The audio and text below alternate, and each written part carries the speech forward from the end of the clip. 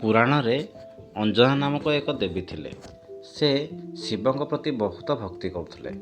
ଦିନେ ଗଭୀର ଭକ୍ତିରେ ଧ୍ୟାନରେ ସେ ବସିଲା ବେଳେ ଭଗବାନ ଶିବ ତାଙ୍କ ଭକ୍ତିରେ ପ୍ରସନ୍ନ ହେଲେ ଆଉ କହିଲେ, ତୁମ ଗର୍ଭରେ ଜନ୍ମ ନେବେ ଏକ ସୁରବୀର ବାନର ଶିଶୁ।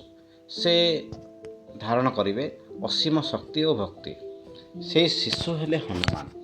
ଛୋଟବେଳେ ହନୁମାନଙ୍କର ଦୁଷ୍ଟାମି ବହୁତ ଥିଲା। ଦିନେ ସେ ଉଠିଲେ ଓ ସୂର୍ଯ୍ୟଙ୍କୁ ଦେଇ ଭାବିଲେ, ଏହା ନିଶ୍ଚୟ ଗୋଟେ ବଡ଼ ଫଳ ହେଇଥିବ। ତାଙ୍କର ଅଦ୍ଭୁତ ଶକ୍ତି ଥିଲା। ସେ ଆକାଶକୁ ଯାଇ ସୂର୍ଯ୍ୟଙ୍କୁ ଧରିବାକୁ ଚେଷ୍ଟା କଲେ। ସୂର୍ଯ୍ୟଦେବ ଆଶ୍ଚର୍ଯ୍ୟ ହୋଇ ତାଙ୍କୁ ପଛକୁ ଫେରାଇ ଦେଇଥିଲେ। ତାପରେ ଦେବତାମାନେ ଅନେକ ଶୁଭ ଆଶୀର୍ବାଦ ତାଙ୍କୁ ଦେଇଥିଲେ। ଇନ୍ଦ୍ର ତାଙ୍କୁ ଅବିନାଶୀ ଶରୀର ଦେଲେ। ବ୍ରହ୍ମା ତାଙ୍କୁ ଅପାର ବୁଦ୍ଧି ଦେଲେ। ଶିବ ନିଜର ଶକ୍ତିର ଅଂଶ ତାଙ୍କୁ ଦେଲେ। ତାହାପରେ ଦିନଗୁଡ଼ିକ ଶାନ୍ତିରେ ତାଙ୍କର କଟିଗଲା। କିନ୍ତୁ ରାମାୟଣରେ ଆମେ ଦେଖିବା, ଥରେ ରାମ ଉଦାସରେ ବସିଥିଲେ, କାରଣ ରାବଣ ସୀତାଙ୍କୁ ଚୋରେଇ ନେଇଯାଇଥିଲା। ଶ୍ରୀରାମ ଦୁଃଖରେ ଭରି ଯାଇଥିଲେ। ସେତେବେଳେ ହନୁମାନ ଆସି କହିଲେ, ପ୍ରଭୁ, ଯେପର୍ଯ୍ୟନ୍ତ ମୁଁ ଅଛି କେହି ଆପଣଙ୍କୁ କଷ୍ଟ ଦେଇପାରିବେନି। ମୁଁ ସୀତାମାତାଙ୍କୁ ଖୋଜି ଆଣିବି।